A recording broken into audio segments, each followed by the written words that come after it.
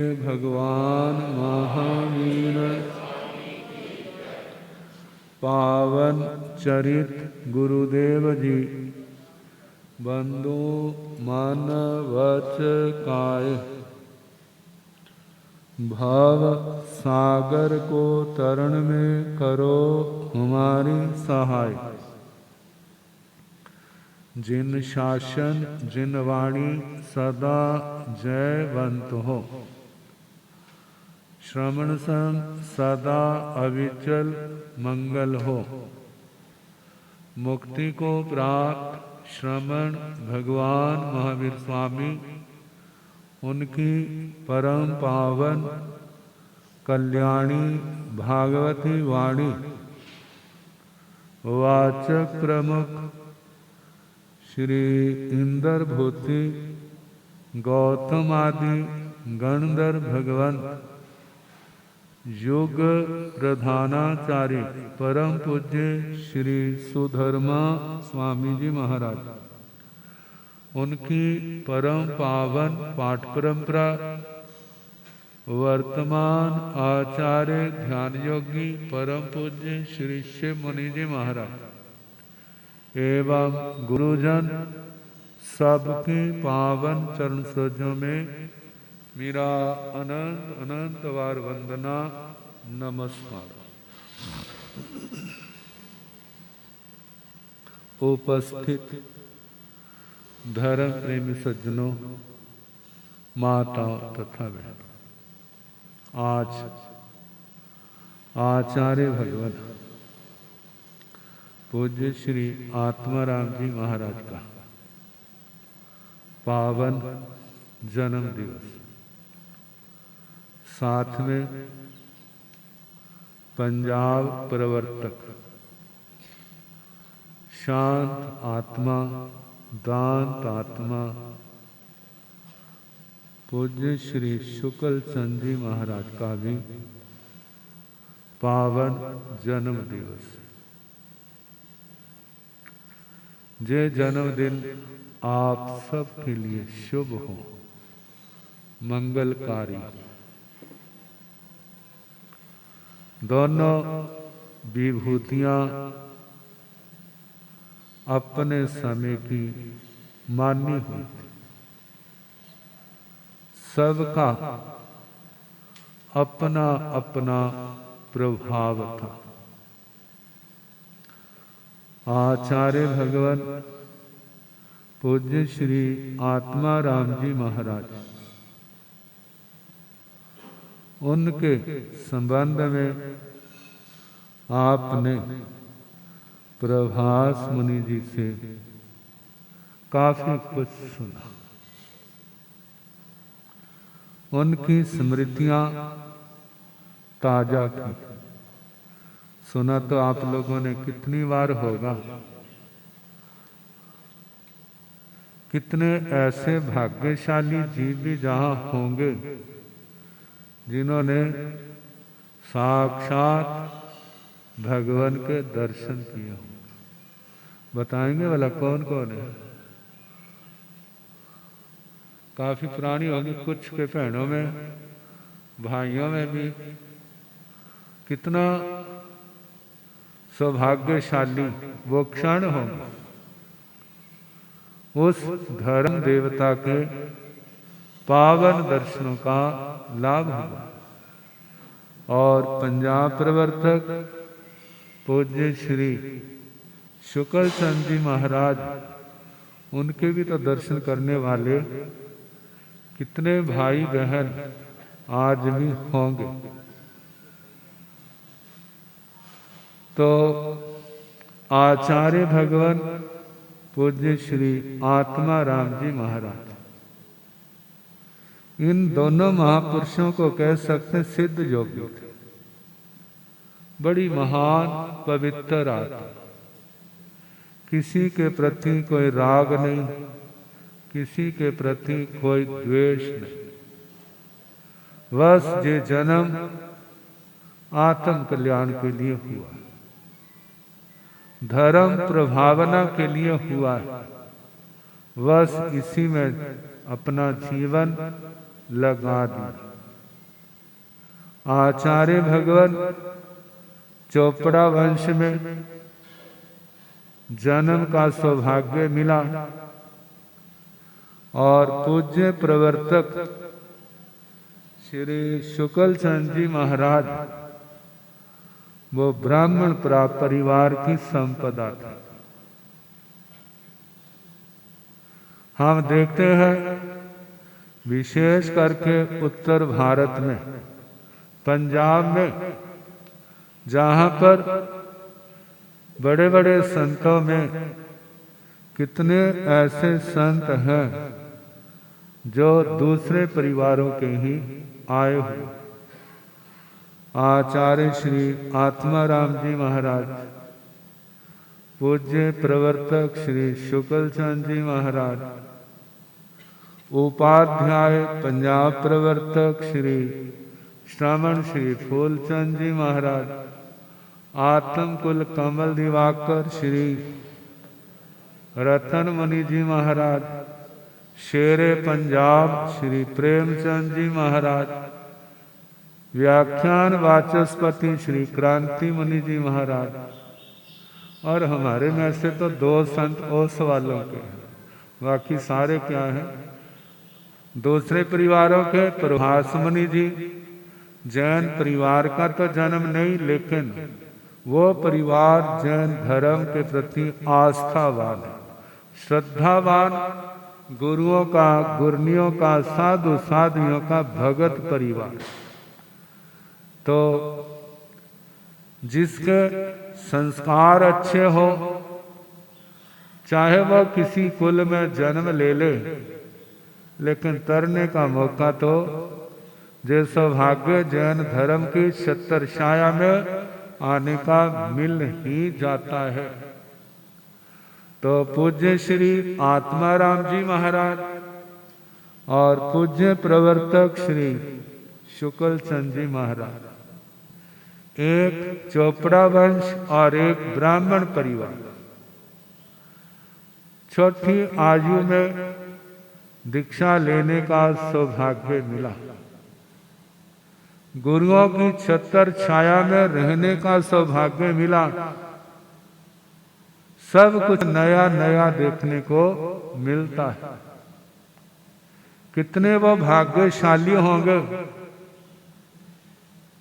आचार्य श्री आत्माराम जी महाराज, पूज्य श्री शालिग्राम जी महाराज, उनके गुरुजन पूज्य श्री जयराम दास जी महाराज, पूज्य श्री गणपत राय जी महाराज, ज्ञान के देवता पूज्य श्री मोती राम जी महाराज, ये सारी पीढ़ियों की छत्र छाया में आचार्य भगवान को रहने का सौभाग्य मिला। छोटी उम्र में थे पूज्य श्री मोती राम जी महाराज के चरणों में अध्ययन। तो जानते हैं बच्चे तो बच्चे ही होते हैं, बच्चों का स्वभाव भी क्या होता है, फिर बच्चों वाला ही होता है। कहते एक बार क्या हुआ, छोटी उम्र के गुरु ने छोटी आयु के क्या बना दिया, आचार्य बना दिया। खासियत तो थी, प्रतिभाशाली थे, होनहार थे। अब किसी समय गुरु जी तो भावपूर्ण कर गए, अब सारा संग उनके चरणों में समर्पित है। एक बार क्या बचपना जाग उठा, बच्चे गुल्ली डंडा खेल रहे थे और उनका मन भी क्या हो गया, पहुंच के उनके बीच में और गुल्ली डंडा खेलने लग पड़ी। अब बुजुर्ग श्रावकों ने जब सुना, बैठे तो बड़ी शर्म की बात है। और जिस समय आए तो दूसरे संतों ने इशारा किया आगे, तो श्रावक कहने लगे महाराज भगवान क्या कर रहे थे, कहते गुल्ली डंडा खेल रहा था।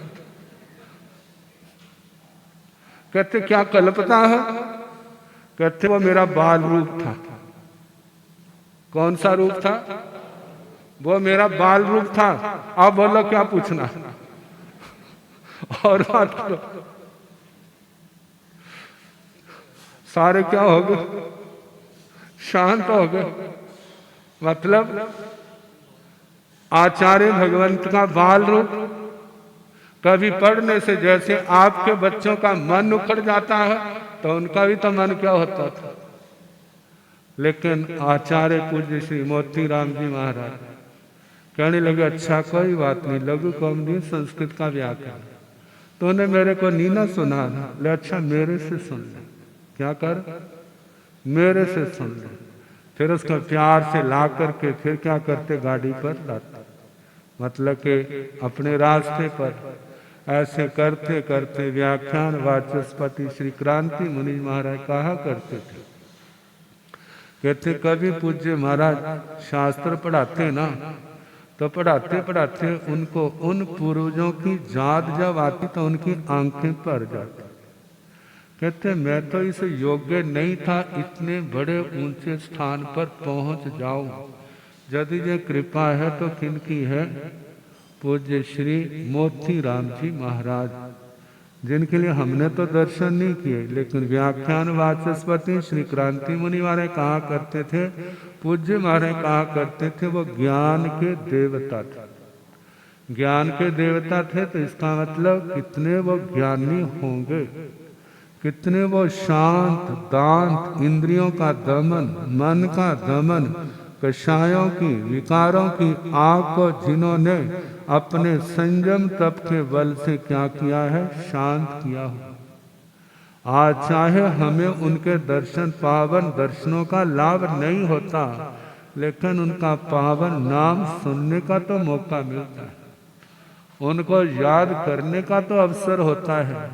अब जो ही जुड़ने के क्षण होते हैं, ऐसी दिव्य विभूतियों को याद करें, उनको नमस्कार करें, तो हमारे संस्कार, अशुभ संस्कार जो हैं वो नष्ट होते हैं। क्योंकि जिसका पक्ष लोगे उसी का प्रभाव आपके अंदर आएगा, जिसका पक्ष छोड़ दोगे उसका प्रभाव आपकी ओर से हट जाएगा। अच्छे का लोगे तो अच्छा होगा, बुरे का लोगे पक्ष तो बुरों की श्रेणी में आप खड़े हो जाओगे। तो ऐसी दिव्य विभूतियां जिनके नाम लेने का हमारे को सौभाग्य मिल रहा। कहा जाता है पूज्य श्री आत्मा राम जी महाराज जीवन की घटनाएं तो सुनाई, उन्होंने आगमों के ऊपर बहुत मेहनत की। आज के जैसे साधन हैं उस समय नहीं होते थे। गुरुजन सुनाते हैं, याद करने के लिए चंद्रमा की रोशनी में कागज पर जा स्लेट के ऊपर मोटे मोटे अक्षर लिख लिए, ताकि रात को जब मौका मिलेगा तो ये देख करके हम क्या कर लेंगे, पाठ याद कर लेंगे। आजकल कितनी सुविधाएं हैं, पढ़ने वाले जिन्होंने पढ़ना होता है वो अभाव में भी कितना पढ़ जाते हैं, और जिन्होंने नहीं पढ़ना होता वो सुविधाओं के होने पर भी उसका लाभ नहीं उठा सकते। क्योंकि बड़े बुजुर्ग कहा करते थे, ये तीन चीजें बिना भाग्य के नहीं मिलती। आप कहेंगे वो तीन चीजें कौन सी हैं? पहले दूध किसी के घर में भाग्यशाली के होता है। देखो आपके घरों में आता है, कितने लोगों के हाथों से होता हुआ तो आपके पास आता है। पहला दूध, दूसरा दूध पुत्र, दूसरा क्या, पुत्र कहा, तीसरा कहा विद्या, जो बिना भाग्य के नहीं मिलती। जिसके पास विद्या का प्रकाश है, कहते हैं उसके लिए कोई विदेश नहीं है। कहीं चला जाए अपने विद्या के बल से वहां पर सम्मान पाता है। तो ये चीजें बड़े भाग्य से मिलती हैं। तो आचार्य भगवान ने आगमों की व्याख्याएं बड़े विस्तार के साथ की। जितने साधन थे उसके अनुसार बहुत कुछ लिखा है उन्होंने, और वो व्याख्याएं आज भी हमारा उपकार कर रही है, हमें मार्ग दिखाती हैं। शब्दों के अर्थ, शब्दों की व्याख्याएं विस्तार से समझाती हैं।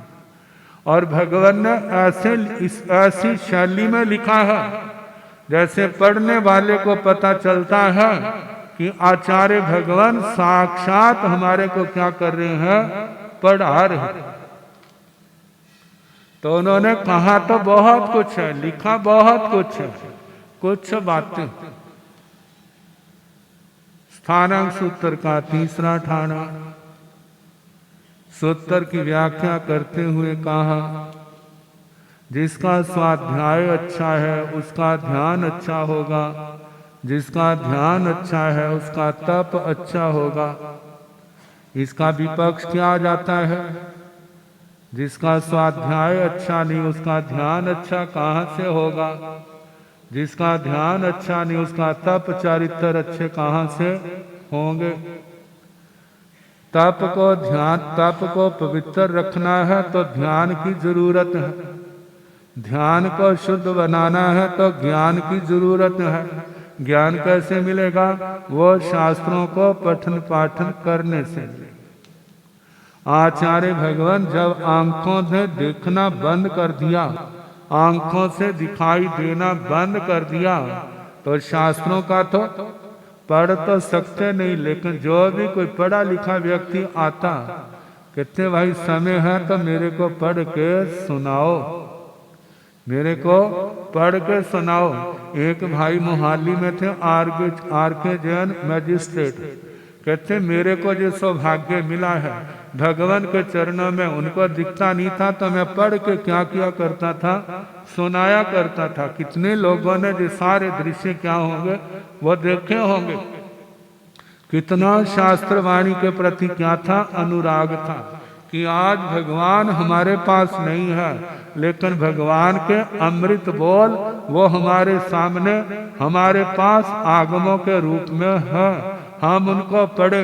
कहते हैं जो ऐसा गारुड़ी मंत्र है, जैसे गारुड़ी मंत्र से सर्प का, बिच्छू का जहर उतर जाता है, ऐसे आगम वाणी के सूत्र, उनकी व्याख्या ऐसे मंत्र हैं जो श्रद्धा भक्ति के साथ पढ़ता है, सुनता है, उनका मोह का जहर जो है वो क्या हो जाता है, उतर जाता है। कहते हैं वो सर्प, बिच्छू का जहर तो ज्यादा से ज्यादा नुकसान करे तो एक जन्म का, लेकिन जो आगम वाणी का, जो मौनी कर्म का जहर है वो तो जन्म जन्म को बर्बाद कर रहा है। लेकिन भगवान गुरुओं की जो पावन वाणी है, इसको हम श्रद्धा भक्ति के साथ पढ़ते हैं, उसको याद करते हैं, उसका स्मरण करते हैं, चिंतन मनन अनुप्रेक्षा करते हैं, तो इससे हमारा मोह रूपी जहर जो है वो उतरता है। जब जहर होता है ना तो संसार मीठा लगता है, जब ये जहर उतर जाता है फिर संसार क्या लगता है, खारा कड़वा लगता है। तो इसी प्रकार कहा भगवान ने कहा स्वयं स्वाध्याय करते थे और औरों को करवाते थे। एक सूत्र और कहते जिसको नहीं सुना, जो भगवान की वाणी आपने नहीं सुनी उसको सुनो। जो भगवान के बोल आपने नहीं सुने, समय निकालो उनको सुनो। जो सुना है उनको धारण करो, वो भूल ना जाए। समय समय पर उनकी परिवर्तना करते रहो। कहा जाता है परिवार के लोग, दुनिया का बड़े से बड़ा व्यक्ति भी हमारा वो भला नहीं कर सकता जो भला जो सूत्र हमारा करते। वो केवल रिद्धि दे सकता है, भौतिक बल दे सकता है, लेकिन भगवान के जो बोल जब पढ़ते हैं, आत्मा के अंदर संवेग, निर्वेद, धर्म, श्रद्धा आदि भावनाएं आती हैं। अपनी आलोचना, निंदना आदि के भाव आते हैं, सामायिक के भाव आते हैं, संयम के भाव आते हैं, तपस्या के भाव आते हैं। कितनी महान निर्जरा होती है, कितना जन्म जन्म का बोझ उतार लेते हैं। दुनिया के लोग बोझ उतारते नहीं है, वो तो बोझ चढ़ाने वाले होते हैं। लेकिन जो हमारे सूत्र हम श्रद्धा से पढ़ते हैं तो हमारा जन्म जन्म का बोझ घटाने वाले होते हैं। तो कहा जिस आगम वाणी को सूत्र को सुना नहीं उसको सुनो, जो सुना है उसको याद रखो, उसकी परिवर्तना रिवीजन करते रहो ताकि वह भूल ना जाए। तीसरी बात उन्होंने कही भगवान की बात है। आचार्य भगवान कहते हैं पाप कर्मों का संयम के द्वारा उनको रोको, संयम के द्वारा आने वाले कर्मों को, कर्म बंधनों को, पाप कर्मों को रोको, और तपस्या के द्वारा पूरब के बंधे हुए कर्मों को काटो। ये चार बातें आत्म कल्याण की अपेक्षा से, चार बातें आत्म कल्याण की अपेक्षा से है। एक समाज के उद्धार की अपेक्षा से अगली चार बातें हैं। वो कैसी है? कहा जिसका जो बेसहारा है, जो बेसहारा है आप उसका सहारा भरने का प्रयास करो। एक दुनियावी दृष्टि से है और एक आध्यात्मिक दृष्टि से है। दुनिया की दृष्टि से जो अनाथ है आप सहारा दोगे उसका जीवन संवर जाएगा, नहीं दोगे तो वह उजड़ जाएगा और हो सकता है आने वाले समय में वो समाज के लिए अभिशाप का रूप बन जाए। तो जिसका कोई नहीं उसको आप सहारा दो ताकि एक अच्छा नैतिक जीवन वो जीने का अधिकारी बन जाए और उसको भी लगे मेरे पर इस समाज का बड़ा उपकार है। मैं पता नहीं कहाँ होता लेकिन इन्होंने सहारा दिया, मेरे को प्रतिष्ठित स्थान मिला समाज के अंदर। और आध्यात्मिक दृष्टि से जो आत्माएं संसार में भटक रही हैं, जिनका कोई नहीं है, आप उनको धर्म के मार्ग पर लाए, आप उनके अपने बने। जिसका कोई नहीं है उसके आप बनो। जब बन गए हैं तो अगले छठी बात या इस ग्रुप की दूसरी बात कही, उसको भी अपने योग्य बनाओ, उसको भी सिखाओ, धर्म की बातें उसके ध्यान में आ जाए। आप सदा जहाँ पर रहोगे नहीं, लेकिन आपकी शिक्षाओं का वो पालन करेंगे तो वो क्या होंगे, उनका जीवन भी धन्य हो जाएगा। उनको सिखाओ, उनको पढ़ाओ, उनको योग्य बनाओ। आगे सातवीं बात कही, कोई बीमार हो जाए, लाचार हो जाए तो बिना घृणा के उसकी सेवा करो। ये सेवा महान निर्जरा का कारण है। कहते हैं और कारणों से तो इतनी जल्दी कल्याण होगा ये निश्चित नहीं कहा जा सकता, लेकिन सेवा के द्वारा आप कितने जन्म जन्म के कर्मों को क्या कर सकते हैं, काट सकते हैं। और जिसकी आपने सेवा की है वो आपका एक सच्चा मित्र बन जाता है। कहा जाता है जब तक वो ऐसे ही सेवा नहीं करेगा तब तक उसका ऋण भी उतरेगा नहीं। जिसकी मन लगा कर सेवा की है, कितनी बार जब आत्मा बेसहारा होता है उस समय वो सहारा बनने के लिए आ जाते हैं। वो अकेला होता हुआ भी अपने आप को अकेला नहीं समझता। किस कारण से? इस सेवा के कारण से। गलान रोगी आदि अवस्था में सेवा का लाभ लेना। और आठवीं बात कही है जिसमें कहा है जब कभी समाज में भेद हो जाए, लड़ाई झगड़ा हो जाए तो किसी का पक्ष ना लेते हुए मध्यस्थ बन करके उस कलेश को शांत करने का प्रयास करे। कहा कि जे 8 बातें क्या है, जीवन की शांति का भी कारण है और समाज की भी शांति का कारण है। आचार्य भगवान जब कोई राजनेता आ जाते कहते कि हमें कुछ सुनाओ जिससे हमारा मार्गदर्शन हो, तो कहा जाता यही सूत्र आचार्य भगवान प्राय करके उन लोगों को सुनाया करते थे। पहले 4 बातों को आप जीवन में लाएंगे तो आपका जीवन अच्छा बनेगा, श्रेष्ठ बनेगा। दूसरी 4 बातें आपके जीवन में होंगी तो तुम्हारा परिवार, तुम्हारा समाज क्या होगा, राष्ट्र वो खुशहाल होगा। और यदि इन बातों को हम अपने जीवन में स्थान नहीं देते तो क्या होगा, जीवन का भी बदहाल और समाज का भी क्या होगा, बदहाल होगा। भगवान ने रास्ता बता दिया, बस उस रास्ते पर जो चलेगा उसका कल्याण निश्चित है। पूज्य प्रवर्तक शांत आत्मा दांत आत्मा पूज्य श्री शुक्ल चंद जी महाराज, वो भी अद्भुत योगी थे। हमारा स्थान में चौमासा था, सुल्तानपुर लोधी, तो कभी उसी पासरे में पूज्य प्रवर्तक श्री शुक्ल चंद जी महाराज ने भी चौमासा किया था। वहां पर श्रावक थे श्री सोम प्रकाश जी। कहने लगे भगवान, एक बार उनका जहां चौमासा था और संवत्सरी का दिन था, और जब पोषण किए हुए थे, रात को मेरे मन में आया मैं भगवान के चरणों में ही क्या करूंगा, जहां पर रहूंगा। और उसने वहां पर आसन लगा लिया।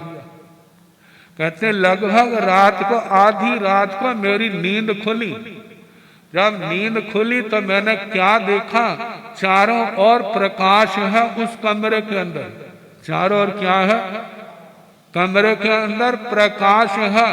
कहते हो प्रकाश है। जब फट्टे की ओर देखा तो फट्टा खाली है। पट्टा क्या है, खाली है। महाराज जी कहाँ पर गए हो सकता है बाहर गए हो। पहले तो जे हैरानी कि प्रकाश कैसा है, जब देखा कोई प्रकाश का साधन, लेकिन जब ऊपर देखा तो पूज्य प्रवर्तक श्री शुक्ल चंद जी महाराज, उनका शरीर ऐसे जमीन से फट्टे से ऊपर उठे हैं, उनका सिर का भाग जो है छत के साथ लग रहा। इन घटनाओं से लगता है कितने वह पुण्य प्रतापी थे, कैसी उनकी साधना थी। गुरुजन फरमाया करते हैं समाज में अनेक प्रकार के लोग होते हैं, तो साधु साधियां भी क्या होते हैं, अनेक प्रकार के, और कितने तैयार होकर के आते। हम उसके बारे में ऐसा कहेंगे ऐसा कहेंगे, आप जो नहीं करते जो नहीं करते, लेकिन उनका ऐसा दिव्य व्यक्तित्व था, ऐसा आभा मंडल था। लेकिन जब उनके चरणों में आते तो सारा बैर विरोध क्या हो जाता, सारा शांत हो जाता, भूल जाते। कहते किसी संत की कहीं प्रकृति नहीं मिलती है। पूज्य प्रवर्तक श्री शुक्ल चंद जी महाराज के पास आ जाते तो वहां पर किसी को कोई समस्या नहीं होती थी। ऐसी दिव्य विभूति, ऐसी बातें और भी कितने महापुरुषों के जीवन में सुनने को मिलती। उपाध्याय पंजाब प्रवर्तक पूज्य श्री श्रवण श्री फूलचंद जी, वो शीर शासन का अभ्यास बहुत, एक एक घंटा शीर शासन कथा के फट्टे पर भी क्या कर लेते थे, लगा लेते थे। और उसके अलावा भी सर्दी की आतापना, गर्मी की आतापना बड़े सहज भाव से वो सहते थे, करते थे। उनके पावन दर्शनों का एक बार इस आत्मा को सौभाग्य मिला। 79 में गुरुजी लुधियाना पधारे थे, तो उस समय लोटिया भवन में पुराना स्थानक तोड़ा हुआ था, नए की निर्माण की उसका प्रारंभ था। तो वहां पर विराजमान, वहां पर भगवान के पावन दर्शनों का सौभाग्य हमारे को मिला। तो रात को ध्यान लगाते थे, किसी भाई के मन में आया, लोग कहते थे बहुत है, देखा तो नहीं कभी। रात को 12 बजे अपने घर से उठकर चल पड़े, क्या देखने के लिए, देखते महाराज क्या करते। और जिस समय स्थानक की पौड़ियां चढ़ के ऊपर पहुंचे और देखने लगे कमरे में प्रकाश, लेकिन दरवाजे तो बंद हैं, कैसे पता चलेगा। फिर ऊपर चढ़ करके लोग कैसे देखते, तो क्या देखा, वो ध्यान मुद्रा में शीर्षासन लगाए हुए। तो उसके बाद डर लगता है ना, अरे जी क्या, वापिस आ गए, सो गए। सुबह उनकी बेटी उठी है, कहने लगी पापा आप आधी रात को स्थानक में क्या करने गए थे? स्थानक में क्या करने गए थे? कहने लगी गया तो था, तू तो सोई हुई थी, तेरे को क्या पता मैं कहाँ गया? कहते मेरे को सपने में महाराज जी बता गए। क्या बता गए? कहते तेरा पापा हमारी परीक्षा लेने के लिए आया था, उसको कहना ऐसे परीक्षा नहीं लिया करते। और वह भाई कौन, लुधियाना के थे, केएल जगदीश चंद जी, उनके परिवार की घटना है। तो कहने का मतलब ऐसी दिव्य विभूतियां इस लुधियाना क्षेत्र के अंदर कितनी विराजमान हुई, जो जहाँ के लोगों का सौभाग्य है समय समय पर। तो ऐसी दिव्य विभूतियों के चरणों में हम क्या श्रद्धा के फूल चढ़ाए। भगवान आप तो अपने आप में पूर्ण है, हमारे से बहुत ऊंचे। पूर्ण तो वैसे अरिहंत सिद्ध परमात्मा है, लेकिन हमारी दृष्टि से तो क्या है, आप बहुत ऊंचे। जिस मार्ग पर आपने साधना के मार्ग पर कदम रखे, हम भी उस मार्ग के पथिक हैं। बस जैसी दृढ़ता आपके अंदर आई थी, ऐसी दृढ़ता हम सब के अंदर ऐसी आए, और भगवान की वीतराग वाणी के हम आराधक बने, आराधकता का स्थान मिले। इन्हीं शब्दों के साथ दोनों महापुरुष सदा जयवंत हो, जयवंत हो, जयवंत हो।